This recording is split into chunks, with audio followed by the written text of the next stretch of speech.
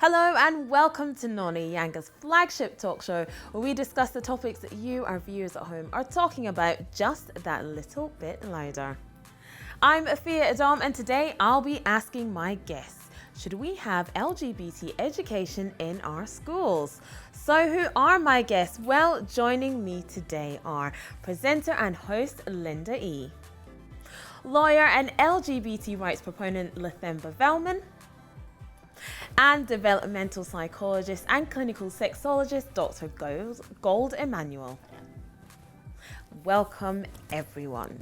Now today I want to discuss whether or not we should be teaching LGBTQ issues in our schools, but before I ask my panel any questions, I want to define what I mean by LGBTQ issues. Now, I don't mean sex education, which includes topics such as emotional relations, sexual activity, sexual reproduction, the age of consent, safe sex, birth control, and sexual abstinence. I mean the teaching of the Equality Act to young children, which includes a section on the rights of LGBTQ citizens, along with race, religion, age, and disability. Now, this has been happening in some schools under the No Outsiders program, which includes young children having 5 lessons a year based on these issues. You may have also heard it has resulted in a number of schools being boycotted by parents who don't think their children should be exposed to this for a variety of reasons. Recently, Tory MP Andrea Leadsom said she was proud of our government for passing the legislation that required the Act to be taught in schools, but also agreed that parents should have a right as to when their children were exposed to that information, which could be as late as 16 years old. So, should we be leaving these tricky subjects for mum and dad to explain, or does the state know these children best and are schools right to tackle them head on over any concerns they may have? Panel, let's discuss. This is a big topic, and as a parent myself, it's something that I've been made aware of by my school. Now, Dr. Gold Emmanuel, the No Outsiders program, the Equality Act, and talking about the rights of LGBT community in schools. Do you think it's a good idea? Specifically, yes. I think it's quite important for people to be aware that there are more than one kind of family, gender that one assigns themselves to, irrespective of what the sex was as a baby. It's quite important because it sort of keeps away that discrimination. And once you say 16 years old, I think that is a ripe age for somebody to be aware of individual differences. Now, clearly you did mention that it's not about sex, it's not about sex education. So I don't see anything wrong in people being aware that people do have different gender they classify themselves as. I think that is a welcome development, and I think everyone should embrace it. Now, Lathemba, it's not just about gender and gender assignment and what gender anybody, children, older people may have. It's also about the teaching of rights and equalities, and the rights that the LGBTQ community have are the same as ours. Dr. Gold Emmanuel said 16 was a ripe age to learn about that, but these lessons are being taught to children as young as 5. Do you think that's a better idea? Absolutely. I think 16 is too late. I think, if you're going to wait until people are 16 for them to understand that everyone in society, no matter what their sexual orientation is, what their racial background is, what their ethnicity is, if you're going to wait until 16 for them to be aware of that everyone is equal, I mean, that's way too late. I think, 5 years old is perfectly fine, because as you correctly point out, and it's important to make that point, that this is not about sex, actually, especially at that age. So there's no one talking about genitalia, no one talking about any sexual acts. It's all about, hey, the world is a big place, and people come in many different types of shapes and form, including that some people are LGBTQ plus identifying. So I don't think that any of it, and if you look at what the No Outsiders program, what it is that they're teaching, or what they're proposing to teach to children, it's all quite innocuous, quite frankly. It's little books that say, there's it just so happens sometimes that you can have 2 daddy penguins, looking after a child. It's not anything that's really, I don't think, going to be too much for children to be able to take in. So don't wait till 16.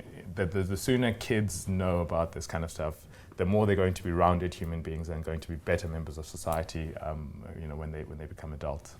Now, Linda, Yes. there's been protests in some schools in Birmingham where people feel, this started quite a while ago, and it's predominantly from conservative Muslims they've started protesting in a number of schools. And one campaigner said relationship lessons that are due to start in 2020 prioritise a homosexual way of life. Do you agree with this? It's a tough one because I do agree that 16 is too old. I think by 16 you've probably formed a lot of ideas about the world already. And decided who you want to be, Yeah. you know.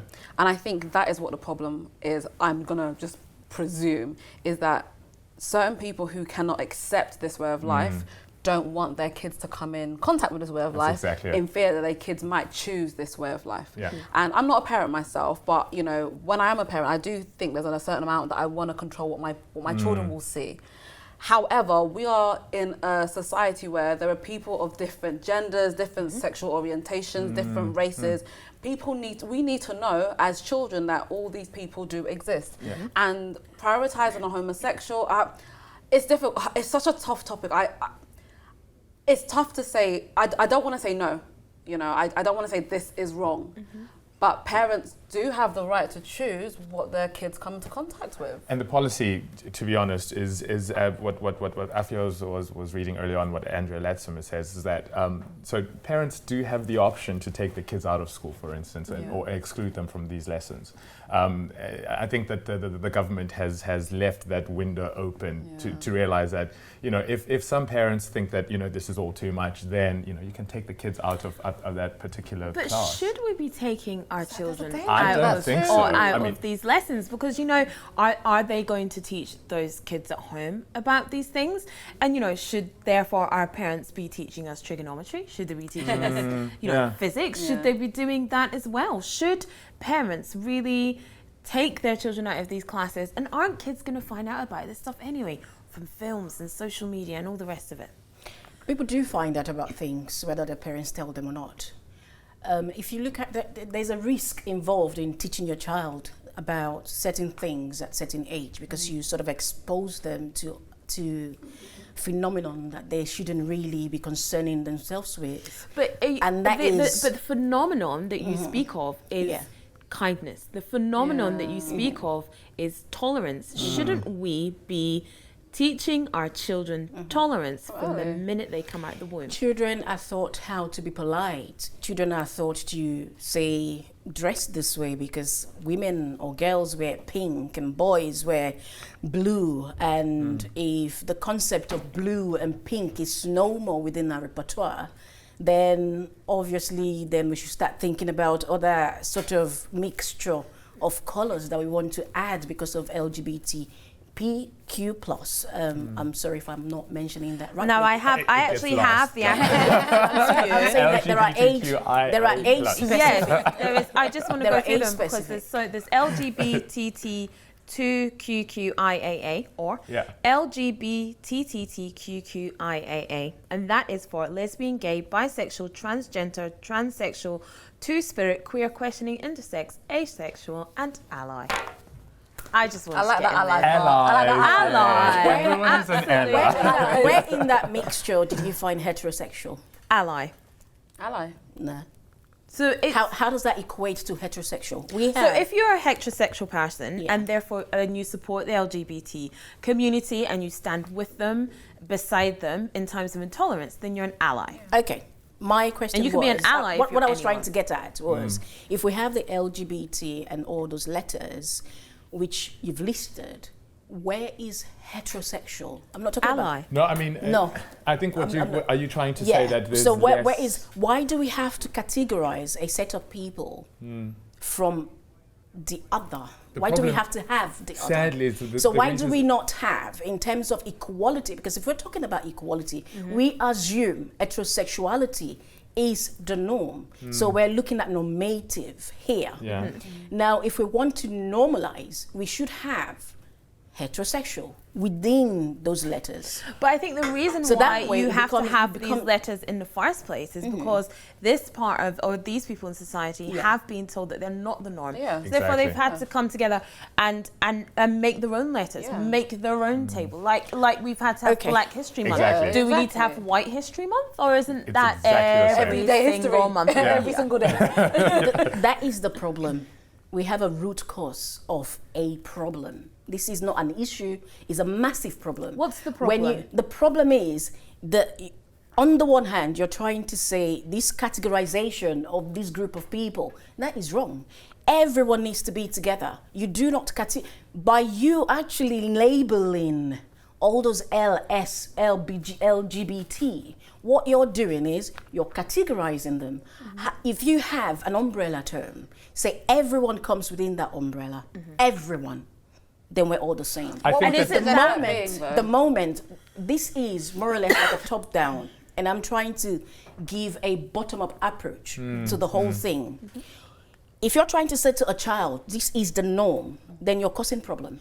Okay. If you have heterosexuality within the lettering, you have LGBTH, then it becomes the norm. I think the issue is just, it's about inclusivity. So Yeah. the way that the education system is exactly the example that Afua mentions in terms of Black History Month or promoting of Black culture and so on.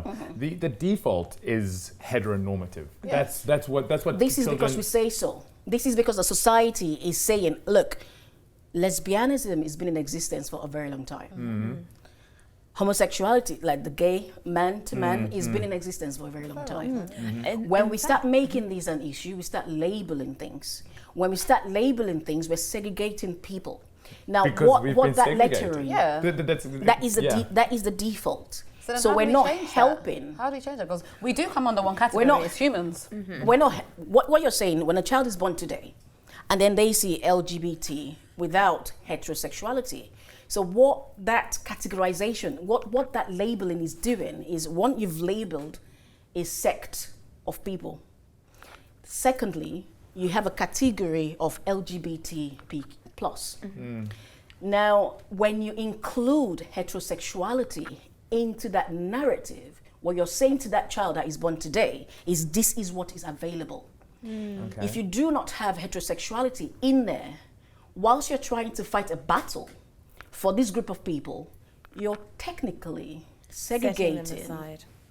someone that group else. of people or the heterosexuals? You don't Heterosexual. No, So please. I think That's what I'm saying. But it should all be in that umbrella, so but- you can have it as an education. I think what Lathemba so rightly said is we are set up in this society where heteronormative is the norm. It's the So I norm. think to So say who that says it's the heterosexual norm? people, Who says that is the heterosexual norm? people are segregated is a bit of a reach. No, but I didn't say that. I'm saying the labeling of LGBT separates heterosexuality from that category. I have to disagree because ally But that is- in that is there. what it is. And an ally is anyone else who comes together with that group of people to support them. Yeah, but you do And not that have to can- come together with that group of people to appreciate or to recognize what they're doing, because they're part of the society.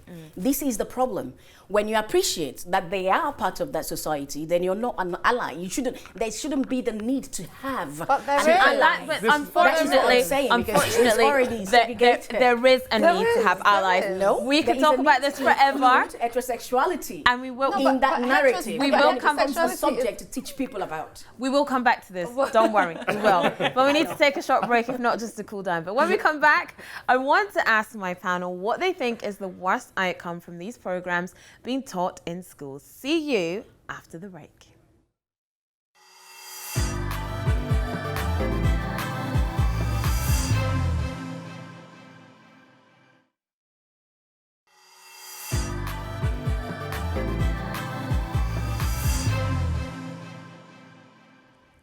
Welcome back to NONI with me, Afua Adom, and my wonderful guests, Linda E., Lathemba Velman, and Dr. Gold Emmanuel. So the question we were discussing before the break was, should we have LGBTQ education in our schools? Now, before the break, Dr. Gold made a really great point about categorization, and I want to pick up on that and also ask, just how harmful is it defining titles to people?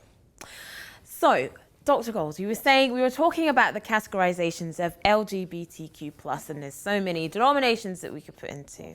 And you said yourself, because we don't have heterosexual in that title, in fact, we're setting a whole group of people apart, not heterosexual people, everybody else who comes under the LGBTQ umbrella, apart from society. And I was saying, and I think the panel might have agreed with me, that because we have ally there in the denominations, of which there's many, does that not include heterosexual people? No. Why? Okay, so when a child is born, is completely blank. So it's a blank slate. What you feed that child is what becomes that nurture, that shapes that being. So when you exclude heterosexuality from LGBT Q+, what you get is a child thinking, okay, so there's this sect that actually believe it's the norm. The norm is actually what we class as the norm. Yeah. It is relative. It's what does society mean by the norm? So if we want to start the education in secondary school or primary school, whichever school it is, then we have to create a normal situation by including heterosexuality in that umbrella. So this is where the education comes in. When you mention the H, you say this group is heterosexual, that group is lesbian, that group is this, that group is that. Then you're beginning to teach that child to understand that, okay, this is what it is. Well, they'll get that. You do not take away heterosexuality, and then you say they'll walk outside and they'll understand that the world is heterosexual. No, they do not understand that the world is heterosexual because it's a blank slate. I don't think that's realistic. But depending on their household, so if a child is born into a mum and dad, mother and dad, male and female, they will understand that is their norm. As and you said, 99% of their lives are going to be around mom and dad. In this day and age, we do not have just the male that is the mom and the dad. But this is the example I'm using. You know, you said a child's a blank slate, and you know, norm is relative. So if a child is born into a mother and father, male and female, that child will presume that the norm is to have a male and female. The same argument could go for a child that is born into a family of a male and a male. And so that child will believe that is the norm. And I agree with that, but what you have to realize and what you have to admit is that in 2019, I don't have any statistics in front of me, but most children, and I'm sure you guys would agree with me, are born into a family where they have mum and dad, whether mum and dad are together or not. In the UK, it's only 3%. It's less than 3% who actually of people who self-identify as yes. I'm here for you. I'm here for you. So you only have 3% of children who are born into a family that doesn't necessarily have mum and dad and doesn't recognise that social construct. So 97% of children will realise, because of what they're born into, that heterosexuality is the norm. So I think, I'm sorry, but it is a bit of a reach to say that we need to have heterosexuality. When does a child start critically evaluating stuff? I think it's a reach to say that we need to have H in the acronym. And I actually, in a way, as you know, I think you're an ally. You are an ally, and you don't even realise it. You're in there. I identify as a female heterosexual. I identify as that. Sure. Yeah, and I do not have any bias at all against any sexual orientation. My problem is, if we want to include LGBT education in schools, we should also, in that category, include heterosexuality. It's all heterosexual the rest of the time. It's not all. That is your assumption. What I'm saying is a child is born as a blank slate. Whatever you put into that child is what shapes that child. So as we begin to teach LGBTQ+, in schools, we should also say to them, H is on there as a letter, which is heterosexual. So it becomes a module. I feel like H is always going to be shown. How do you know that though? It's subliminal assumption. Look at media. Look at newspapers. Everyday life. You cannot say whatever isn't there, whatever you do not have there is not a proof that is there. Because we think it's there in life. No. It's there. That is our assumption. It is our assumption. Dr. Gold, I'm going to have to stop you there. We have a caller into the show. No. We do. We have Richard from Milton Keynes on the line. I'm sure he's got an opinion from you. Richard, how are you doing? Oh, you're right. I see. I'm very well, thank you. I'm very well. I'd just like to talk about this issue to do with LGBTQ in schools. I just don't like it. Personally, don't like it. Not a fan. Not a fan at all. Why are you not a fan, Richard? Tell me your reasons. I just don't think my kids should really be learning about situations like that at such a young age. I can tell him or her when he needs to learn and when he's right and ready and when he asks questions. I don't think it's the school's choice or their prerogative to teach my kid about such situations. And when you say such situations, can you define for me what the situations are that you're concerned about your child learning about? I'm concerned about my child learning about same-sex marriages. I can't lie. Me and my wife are very happily married. We're very happy together. We've had a few kids now. And I just like the fact that we teach him, let's take my son Adam. He's just started school. I teach him to love and respect women. So I don't want him going out and learning that there's this, there's that, there's this. It all just confuses his mind. It confuses his mind, completely confusing. He just needs to know, mum and dad love him. All right, there are people that choose to go left or right, and that's fine. But he doesn't need to be taught that in schools. It's my prerogative. I don't want him to learn that. Okay, Litham, I'm going to put this to you because I can see you're itching. So Richard said he doesn't like the idea of his child learning about certain situations in schools. And of course, we have to respect that opinion. And like you said, the government has put this opt-out window in there for parents to say, look, I'm not happy about this. But do we think, or do we think that Richard should be teaching his child about this himself? He said that he taught his son to respect women. Sorry. He said that he taught his son to respect women and that mum and dad love him. But, will these lessons in school take away from those important lessons that Richard has already instilled in his child, that yes, he should respect women and yes, that his parents love him? Will the lessons take away from that? I mean, it's a topic we're going to get to in a second, I guess, which is what is the worst that can happen out of teaching, children about all of this? What is the worst that can happen out of arming them with knowledge about the different types of people that exist? Telling them that those people that exist also have rights as much as Richard, and his children have, and they should have those rights. That's what the legislation is made for, and luckily we live in a society that enshrines those rights to those people. So I think I just don't quite understand what the big sort of fear is, in Richard's world. There's a big dark cloud that he's fearing. Absolutely. And is it that his son is going to wake up tomorrow and be, oh, wow, because now I know about homosexuality or the existence? I don't think it's fair. I just think there is this possibility that a child might want to self-identify as what they're not. And that's a really good point that I want to pick up on, because I want to ask my panel what they think is the worst outcome from these programs being taught. Now, do they believe that they could be responsible for making children experiment with their sexuality or consider gender realignment? Maybe they'll start wanting to meet more gay and transgender kids. Is this a bad thing? Now, the positive arguments are there for all to see, but if we put ourselves in the shoes of those protesting, what dangers can we see? Now, Dr. Gold, you were kind of edging into it there.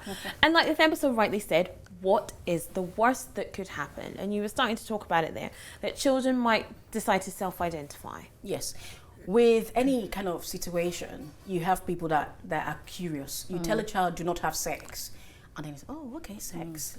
What is sex? So do you think and it's then like, it's a big red button that says don't push it and they'll just push it? It's like any situation. No, you don't. This is not about telling a child you don't have sex. I started my sentence. But you have to remember, what it's experimenting. People experiment. They model things. Dr. Gold, what I have to remind you of is that the LGBTQ lessons in schools are not about sex. They're not included in sex education.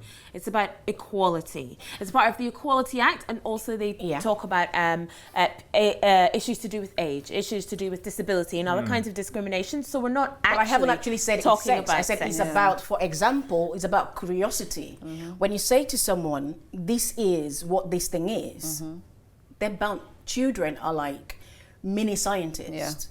they examine, they're curious about things, so they go ahead and try things. No, So do I mean, Yes, what is, yes, no, wait, like- what I'm well, saying as- no of to course, is that, yes. no, okay, what I'm saying no to is what is it that they're going to go ahead and try? They're Yes. going to go and reassign themselves in terms of gender? Let's not No. negate. Let's not. They're going to let's- think about it. Let's and not if they do think minimize about the it, what's wrong with implication that? of what we But teach I our do children. agree with that though, because That- people are curious. Children Children are curious, particularly. you know. Yeah. And Yeah. I think one of the issues is self-identifying incorrectly, because I saw something recently. There was a person who had reassignment surgery and then decided, no, actually, I no longer, you know. And introducing this to a child at a young age, it can cause confusion. Yes, There is a That possibility of that, but true. there is a Sure. So hold on, possibility of that. Linda. Do you think that a 5-year-old in school will read a really cute story about 2 little penguins, by the way, adorbs, looking after a little egg, the 2 male penguins, and do you think they're going to go home and think, I want to be a girl? Not necessarily, but it's a possibility. It's okay. So Really? these are, but you know why? No, hold on. Because likely. the 2 5-year-olds are going to go from 2 male penguins looking after an egg to, I've decided I want to marry a man, or I'm going to go from gender realignment It surgery. is 100% a possibility, because you forget how important Thank you. things that are fed to us at young, things like discrimination and, you know, not liking certain things or even liking certain things, they're fed into us from a very young age, and they will fester into things that we might not know. For example, was it the caller's name, Richard or whatever, teaching his son that, you know, mum and dad are very happy. His son might grow up to be like, you know what, mum and dad are happy, it was only mum and dad, it should only be male and female, I do not want to see anyone gay. And that's such an innocent thing that he taught. He taught a positive thing, you know, we're happy in our marriage, but that could have a negative impact. I'm not saying that identifying as a different gender or a different sexuality is wrong, but I'm saying it's a possibility that being fed one thing could lead you somewhere else. Well, this is what I was about to ask. Let's take worst case scenario. Let's say that little Johnny at 5 years old learns that you know the 2 male penguins, and he wants to, and he's like, oh well, maybe that's not such a bad idea. You know, or you know, at 8 years old, 9 years old, a little girl, you know, hears about transgender people and thinks, "Wow, is that something that could possibly be the case with me?" Yeah. Obviously, you're not going to be able to have any sort of surgery or anything like that until you are of age. So you have to consent post 18, probably in most countries, in order to be able to have the reassignment surgery in the first place. But what is so wrong about a little girl or a little boy thinking that they might be gay? Absolutely. The whole point of this actually is that you want fully rounded human beings who are able to say, oh, maybe I am gay, and it's okay. So why that's should the they be point. wondering if they're gay at that age 5? Because what you have to realize, Dr. Gold, is without these lessons or not, these people at 5 are wondering if they're gay. People at 5 are wondering if they're transgender, whether we have Fair these enough, equality yeah. lessons in school or not. Listen, I was taught trigonometry at school. I'm not a mathematician. And that's it from me, Afua Adom, and my fantastic guests, Linda E., Lathemba Velman, and Dr. Gold Emmanuel. Thank you for joining me, and don't forget, every single episode of NONI, past and present, is online at yangatv.com. So wherever you are in the world, you can see this show and other great content from Yanga. Join us again soon for more entertaining chat. Goodbye.